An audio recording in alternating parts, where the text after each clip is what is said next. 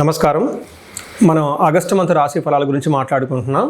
ఇందులో ఒక్కొక్క రాశి కంటే 12 రాశుల వారికి ఈ ఆగస్టు మంత్లో ఎలా ఉంది ఏంటి అని తెలుసుకోబోయే ముందుగా ఈ ఆగస్టు మంత్ యొక్క విశిష్టత, అందులో ఉన్న పండగలు, పర్వదినాలు, విశేషాలు ఏంటో తెలుసుకున్నాము. ఇందులో చూసుకుంటే ఈ ఆగస్టు మంత్ సంకటహర చతుర్థి నుంచి స్టార్ట్ అయ్యి మరలా సంకష్టహర చతుర్థితో ఈ మంత్ అంతా అయిపోతుందని మనం చెప్పుకోవాలి. ఇందులో ఇంకా మనకి ముఖ్యమైన పండుగలు ఏమున్నాయంటే, ఫస్ట్ వచ్చేటప్పటికి మనకి సికింద్రాబాద్ బోనాలు, హైదరాబాద్ బోనాలు, వీటితో పాటుగా గురు మౌఢ్యమి త్యాగం అంటారు. అంటే ఇప్పటిదాకా మనకు గురు మౌఢ్యమి నడిచిందండి. ఎప్పుడైతే 12వ తారీఖు తర్వాత మౌఢ్యమి వెళ్ళిపోతుంది, అక్కడి నుంచి శుభకార్యాలు చేసుకోవచ్చు అని మనం చెప్తూ ఉంటారు. వీటితో పాటుగా మనకి నాగపంచమి అని చాలామంది ఎక్కువగా చేస్తూ ఉంటారు. ఎవరైతే కాలసర్ప దోషాలు, నాగ అన్న పేరు పెట్టుకున్న, మానస అన్న పేర్లు పెట్టుకున్న వాళ్ళంతా కూడాను ఈ యొక్క పిల్లలు కావాలనుకునే వాళ్ళు ముఖ్యంగా చాలా ఇంపార్టెంట్ నాగపంచమి అందరూ సెలబ్రేట్ చేసుకోవాలి. ఆ తర్వాత మనకు వచ్చేది వరమహాలక్ష్మి వ్రతం మనం చేసుకుంటాం. అందరం చాలా కళ్ళ పండుగ శోభాయమానంగా. అది 21వ తారీఖు ఉంటుంది. తర్వాత మనకి జంధ్యాల పౌర్ణమి, దీనిని రాఖీ పౌర్ణమి, లేదంటే గాయత్రి యొక్క మనకి గాయత్రి మాత పుట్టినరోజు అని మనం సెలబ్రేట్ చేసుకుంటూ ఉంటాం అనమాట. ఈ ప్రకారంగా అనేక రకమైన శుభకార్యాలు, తర్వాత శ్రావణ మాసం కూడా మనకు స్టార్ట్ అవుతుంది. ఇవన్నీ ఉన్నాయి కాబట్టి ఎన్నో పండగలు, విశేషాలు, పర్వదినాలు కలిగిన ఈ యొక్క ఆగస్టు మంత్లో అందరికీ అష్టైశ్వర్యాలు కలగాలని, భోగభాగ్యాలు కలగాలని, చక్కగా ఉండాలని చెప్పేసి కోరుకుంటూ ఒక్కొక్క రాశి వాళ్ళకి ఎలా ఉందో మనం చూద్దాం. ఇందులో మనకి జ్యోతిష శాస్త్రం ప్రకారం కనుక గమనించుకుంటే ఈ ఆగస్టు మంత్లో ఇందాక చెప్పుకున్న విశేషాలతో పాటుగా 4 గ్రహాలు కూడా మారుతూ ఉన్నాయండి. ఈ గ్రహాలు మారే గ్రహాలు చూసుకుంటే ఫస్ట్ శుక్రుడు ఆగస్టు 1నే మారుతూ ఉన్నారు. సెకండ్న కుజుడు మారుతూ ఉన్నాడు. బుధుడు 5వ తారీఖు మారుతూ ఉన్నారు. సూర్యుడు వచ్చేటప్పటికి 17వ తారీఖు మారుతూ ఉన్నారన్నమాట. ఇలా 4 గ్రహాలు ఈ ఆగస్టు మాసంలో మారటంతో 12 రాశుల వారికి ఎలా ఉంది ఏంటి అనేది మనం చూద్దాం.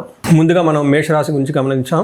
మేషరాశి చూసుకుంటే వీళ్ళకి ఒక తటస్థంగా ఉండేది అని మనం అనుకోవచ్చు. పెద్ద ఎక్కువగా అంటే ఒడిదుడుకులు ఏమీ ఉండవు, సాధారణంగా సేదాగా ఉండేదని మనం అనుకోవాలి. ఎందుకు అంటే వీళ్ళకి ఒక్కటి ముఖ్యంగా గమనించుకోవాల్సింది ఏలినాటి శని యొక్క ప్రభావం వీళ్ళ మీద ఎక్కువగా ఉంది. ఈ ఏలినాటి శని ప్రభావం ఉండటంతో రీసెంట్గా ఈ రాశి వాళ్ళ నుంచి కూడా నెంబర్ ఆఫ్ కాల్స్ ఎక్కువగా నాకు పెరుగుతూ ఉన్నది. దానికి ముఖ్యమైన కారణం ఏలినాటి శని డే బై డే వీళ్ళకి తీవ్రత ఎక్కువ అవుతుందని గమనించుకోవాలి. అయితే ఇప్పుడు ఏవైతే గ్రహాలు మారినాయో, కొన్ని గ్రహాలు అనుకూలంగా, కొన్ని గ్రహాలు ప్రతికూలంగా ఉన్నప్పటికి కూడాను వాళ్ళకి పెద్ద అనుభవంలోకి రాదు ఈ యొక్క గ్రహాల మార్పు వల్ల. బట్ ఓవరాల్గా చూసుకుంటే ఏలినాటి శని ఉండటం వల్ల కొంచెం జాగ్రత్తగా ఉండాలని చెప్పుకోవచ్చు. బట్ రొటీన్గా చూసుకుంటే ఈ మంత్ అంతా నార్మల్గా ఉండే మంత్ అని మీరు అనుకోవచ్చు. ఇందులో డీటెయిల్స్ చూసుకుంటే అశ్విని 1, 2, 3, 4 పాదాలు, భరణి 1, 2, 3, 4 పాదాలు, కృతిక ఫస్ట్ పాదం అంతా ఈ యొక్క మేషరాశిలో ఉంటారని గమనించాలి. ఈ పేరు బలం బట్టి మనం చూసుకుంటే చూ, చే, చో, లాలి, లు, ఏ, లా, లో, ఆ అన్న అక్షరాలంతా కూడా ఈ మేషరాశిలో ఉంటారని గమనించాలి.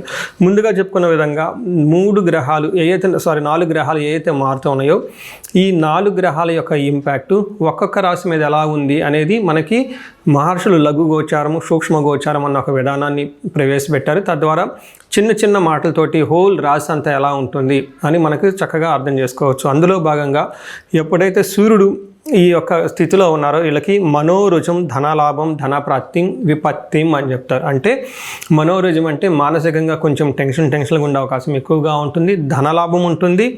అకస్మాత్తుగా ధనం ఇంతకుముందు ఎక్కడైనా కనుక ఆగిపోయి ఉంటే ధనం వచ్చే అవకాశం ఎక్కువగా ఉంటుంది.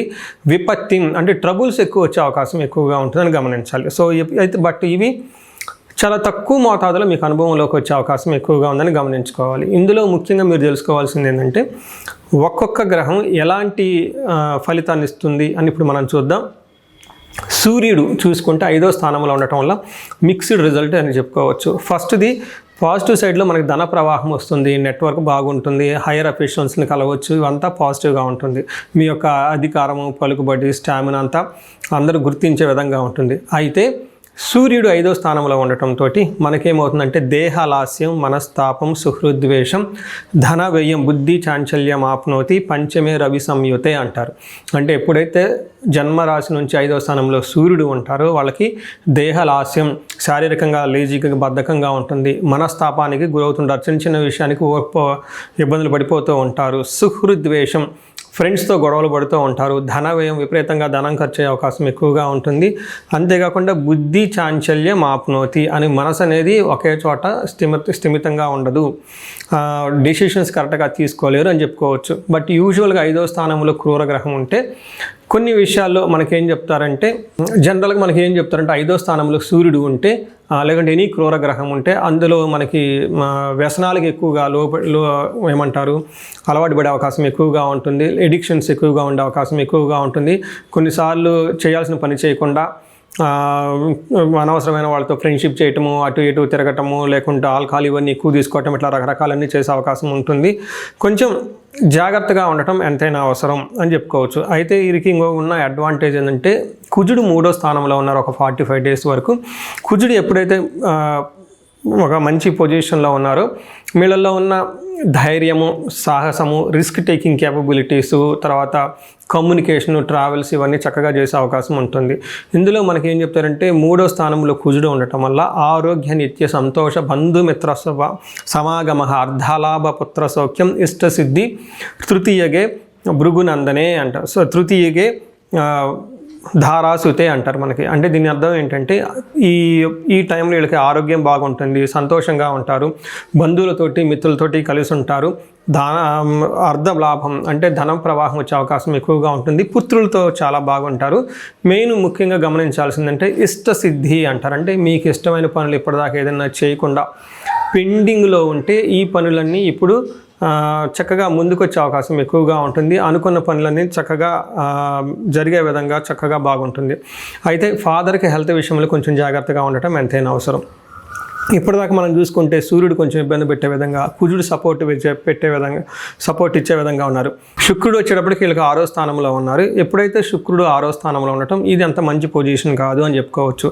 అయితే ఏమవుతుంది, శుక్రుడు 6వ స్థానంలో ఉంటే విరోధ శత్రుపీడాం జ్ఞాతీనాం చ విరోధ ఆయాసో దారై పుత్రై షష్ఠే భృగునందనే అని మనకు సంస్కృతంలో చెప్తారు. అంటే ఎప్పుడైతే శుక్రుడు 6వ స్థానంలో ఉన్నారో శత్రువుల వల్ల పీడ కలుగుతుంది, జ్ఞాతీనాంచ విరోధ అంటే బంధువుల వాళ్ళతో గొడవలు వచ్చే అవకాశం ఎక్కువగా ఉంటుంది, ఆయాసో శరీరానికి చాలా టైర్డ్గా ఉంటారు, ముఖ్యంగా ధారా పుత్రే ద్వేషై భార్యతోటి పిల్లలతోటి గొడవలు వచ్చే అవకాశం ఎక్కువ ఉంటుందని చెప్తారు. ఇంతేకాకుండా ఈ టైంలో వీళ్ళు శుభకరమైన ఖర్చులు పెట్టే అవకాశం ఎక్కువగా ఉంటుంది, ముఖ్యంగా లగ్జరీ ఐటమ్స్ కొనే అవకాశం ఎక్కువగా ఉంటుంది. నెక్స్ట్ లవ్కి సంబంధించి రొమాన్స్, ప్లీజర్స్ అలా వాటికి సంబంధించి ఎక్కువగా డబ్బులు ఖర్చు పెడుతూ ఉంటారు. రెండోది శుభకరమైన ఖర్చులు కూడా పెట్టే అవకాశం ఎక్కువగా ఉంది. సో చూశారు కదా, ఇప్పుడు మనకి 3 గ్రహాల్లో ఒక గ్రహం మాత్రమే పాజిటివ్గా ఉంది, 2 గ్రహాలు అంత అనుకూలంగా లేదని చెప్పుకోవచ్చు. 4వ గ్రహం బుధుడు కూడాను వీళ్ళకి శుభకరంగా ఉన్నారు, ధన ప్రవాహాన్ని ఎక్కువగా తీసుకొచ్చే అవకాశం ఎక్కువగా కనిపిస్తుంది ఈ రాశి వాళ్ళకి.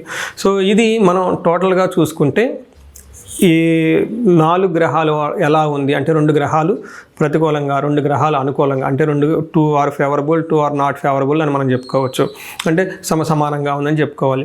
ఇప్పుడు మనం నక్షత్రాల గురించి చెప్పుకుందాం. నక్షత్రాల గురించి చూసుకుంటే ఇందులో ఉన్న నక్షత్రాలు అశ్విని, భరణి, కృతిక 3 నక్షత్రాలకి ఈ ఏ గ్రహాలు ఎలాంటి రిజల్ట్ ఇస్తూ ఉన్నాయంటే, ఇందులో ఫస్ట్ చూసుకుంటే అశ్విని నక్షత్రం వాళ్ళకి కలహము, బంధనము, రోగము అంటే నెగిటివ్ సైడ్లో కనుక చూసుకుంటే గొడవలు అయ్యే అవకాశం ఎక్కువగా ఉంటుంది, మెయిన్ బంధించబడినట్లు ఉండే అవకాశం ఉంటుంది. ఇది చాలా చాలా ముఖ్యంగా అందరూ గమనించాల్సింది.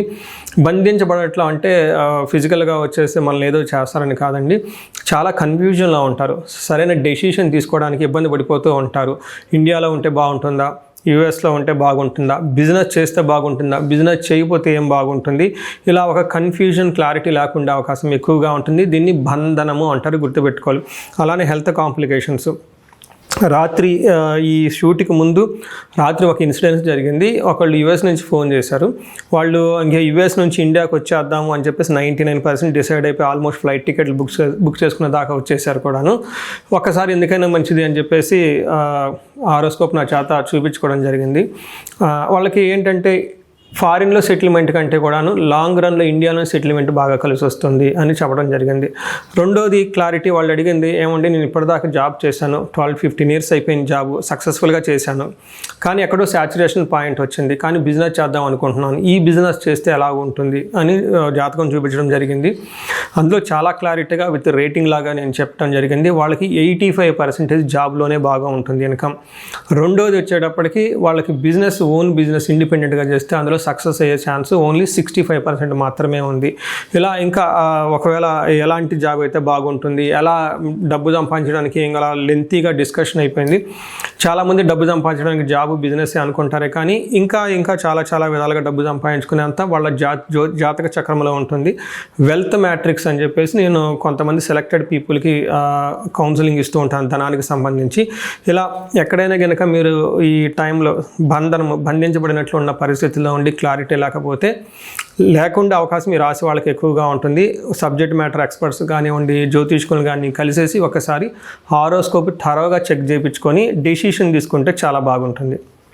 నెక్స్ట్ భరణి నక్షత్రం వాళ్ళకి జయప్రదంగా ఉంటుంది, ఏదైనా పని చేస్తే సక్సెస్ఫుల్గా ఉంటుంది. కానీ వీళ్ళకి కలహము, బంధనము, రోగము, హెల్త్ కాంప్లికేషన్స్ ఉంటుంది. కృతికా నక్షత్రం వాళ్ళకి అగైన్ జయప్రదంగా ఉంటుంది, కలహము, గొడవలు అయ్యే అవకాశం ఎక్కువగా ఉంటుంది, బంధనము, భయము పడుతూ ఉంటుంది. సో చూశారు కదండి, ఇప్పటి వరకు నక్షత్రం ప్రకారం ఎలా ఉందో కూడా చెప్పుకున్నాను. అయితే కొంతమందికి అనుకోని విధంగా కొన్ని ప్రాబ్లమ్స్ వచ్చే విధంగా ఉంటుంది. అందులో అశ్విని, భరణి, కృతికా నక్షత్రం వాళ్ళకి బుద్ధి నాశనం అంటే మీరు క్లారిఫికేషన్స్ ఏదైనా కనుక అంటే ఏం చెప్తారు, ఆన్లైన్లో ట్రాన్సాక్షన్ చేసేటప్పుడు, మనీ ట్రాన్సాక్షన్ చేసేటప్పుడు కొన్ని ఇంపార్టెంట్ డెసిషన్ తీసుకునే ముందు రాంగ్ డెసిషన్ తీసుకునే అవకాశం చాలా ఎక్కువగా ఉంది. ఇది గమనించుకొని చాలా wait and see with facts and figures verification తోటి చక్కగా డెసిషన్ తీసుకోవాలని చెప్పేసి కోరుకుంటున్నాను. సో ఇది పరిహారాలు చూసుకుంటే వీళ్ళకి ఈ రాశి వరకు ఒక్క పరిహారం చూసుకుంటే ఇందులోకి సూర్యుడికి, కుజుడికి అంటే వీళ్ళకి ఎక్కువగా రాముడికి సంబంధించి, లేదంటే ఆంజనేయ స్వామికి సంబంధించి, లేదంటే రామ ఆంజనేయ స్వామి ఎక్కడైనా కానీ కలిసి ఉంటే ఇలాంటి పటాలకు కానీ, లేదంటే అలాంటి గుళ్ళకి, లేదంటే రామాలయం విత్ ఆంజనేయ స్వామి ఇలా దేవస్థానాలు ఎక్కువగా దర్శించుకుంటే చాలా బాగుంటుంది. వీళ్ళకి గోధుమలు దానం చేసిన ఆదివారం, మంగళవారం కందులు దానం చేసినా చాలా కలిసి వస్తుంది. గోమాతకి చక్కగా ఒకసారి సేవ చేసుకునే అవకాశం ఉంటే సేవ చేయండి. సో ఈ రాశి వాళ్ళకి అష్టైశ్వర్యాలు కలగాలి, భోగభాగ్యాలు కలగాలని చెప్పేసి కోరుకుంటున్నాను. చూశారు కదండి, ఈ రాశి వాళ్ళు ఇప్పటివరకు ఎలా ఉందో గమనించారు. అయితే ఇప్పటిదాకా నేను చెప్పుకున్న దాన్ని గోచార ఫలితాలు అంటారు. ఇది మీకు ఒక 30 to 35, 40% మాత్రమే అప్లై అవుతుంది. ఇండివిజువల్గా మీ యొక్క జాతకాన్ని చూపించుకుంటే దాంట్లో మిగతా 50-60% మనకి ఎలా ఉంటుందో తెలుస్తుంది. టోటల్గా మీ యొక్క ఇండివిజువల్ జాతకాన్ని చూడటం ప్లస్ ఇది రెండు కలుపుకుంటే కరెక్ట్గా యాక్యురేట్గా ప్రిడిక్షన్ వస్తుంది. సో ఎవరికైనా కనుక మీకు ఏదైనా కనుక ఇప్పటిదాకా చెప్పుకున్న దానికి మనకి డిఫరెంట్గా ఉంది, ప్రాబ్లంగా ఉంది, ఇబ్బందులు పడుతామని అనుకుంటే ఒకసారి ఇండివిజువల్గా జాతకం చూపించుకోండి. ఈ జనరల్గా నేను ఒక రీసెర్చ్ చేస్తున్నాను, 40 years +or-5 అంటే ఎవరికైనా 35 to 45 ఈ ఏజ్ బ్రాకెట్లో ఉండి మీకు సక్సెస్ఫుల్గా ట్రాక్ రికార్డు ఉంది లైఫ్లో, అంటే బాగా చక్కగా చదువుకున్నారు, చక్కగా మేనేజర్ లెవెల్ ఒక పొజిషన్లో ఉన్నారు, ఈ వయసులో అగైన్ అరౌండ్ 40, 45, 50 ఇలా ఈ ఏజ్లో కనుక ఉండి మీకు సడన్గా లైఫ్లో గ్యాప్ వచ్చిందంటే, అంటే ఒకవేళ జాబ్ పైన అన్ఎక్స్పెక్టెడ్గా, లేదంటే బిజినెస్లో విపరీతమైన లాసులు వచ్చినా, లేదంటే వేరే కారణాల వల్ల లైఫ్లో మీరు ఆగిపోయినట్లు కనుక ఫీలింగ్ వస్తే ఇండివిజువల్గా మీ జాతకం చూపించుకోవడం చాలా ఇంపార్టెంట్. ఈ వయసులో జనరల్గా శాపాలు అని ఉంటాయి, మాతృశాపం, పితృశాపం, గురుశాపం, సర్పశాపం, ఇలా ఏమైనా శాపాలు యాక్టివేట్ అయి ఉన్నాయా అవేంటో తెలుసుకొని వాటికి సంబంధించిన పరిహారాలు చేసుకోవాలి. అంతేకాకుండా మీకు ఇండివిజువల్గా నడుస్తున్న దశాభుక్తి అని ఉంటుంది. ఈ దశాభుక్తి యొక్క గ్రహాలు, అవి గ్రహ దోషాలు ఏమైనా ఉన్నాయో తెలుసుకోవడం కూడా చాలా ఇంపార్టెంట్. సో ఈ ఏజ్ బ్రాకెట్లో ఎవరైతే ఉన్నారో 40 +or-5 years కెరియర్లో స్లో అనుకున్న వాళ్ళు ఇండివిజువల్ జాతకం చూపించుకొని ఇలా టోటల్ హారోస్కోప్ని స్కాన్ చేయించుకొని అందులో శాపాలు ఏమైనా ఉన్నాయా, గ్రహ దోషాలు ఏమైనా ఉన్నాయా, అవి సంబంధించిన బ్లాకేజెస్ ఉంటే అవి పరిహారాలు చేసుకోవటం వల్ల తొలగించుకుంటే లైఫ్ అనేది చాలా స్మూత్గా ముందుకెళ్తుందని మీరు తెలుసుకోవాలి. సో ఇంకా కొంతమందికి ఏమైనా కనుక సమస్యలు ఉంటే సమస్యకు సంబంధించి కూడా పరిష్కారాలు మనం చూసుకోవచ్చు. ఎవరికైతే ధనానికి బాగా ఇబ్బంది పడిపోతున్నారో స్వర్ణలక్ష్మి విశేష హోమం చేయించుకోవటం, కుబేర పాశుపతం చేయించుకోవటం చాలా ఇంపార్టెంట్.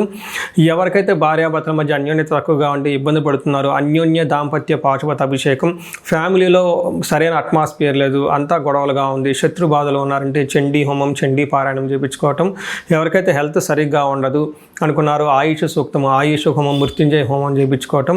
ఇలా ఎలాంటి మీకు ఇండివిజువల్గా ఏదైనా కనుక సమస్యలున్నా, రకరకాల సమస్యలు ఉంటే ఆ యొక్క సమస్య నుంచి బయటపడడానికి ఒకసారి జాతకం చక్రం చూపించుకొని దానికి కారణం ఏంటో తెలుసుకొని తగు పరిహారాలు చేసుకుంటే ఈ సమస్యల నుంచి చక్కగా బయటపడే అవకాశం ఎంతో ఉంటుంది. సో ఈ రాశి వారికి అష్టైశ్వర్యాలు కలగాలని, భోగభాగ్యాలు కలగాలని, అందరూ చక్కగా ఉండాలని చెప్పేసి కోరుకుంటున్నాను. నమస్కారం.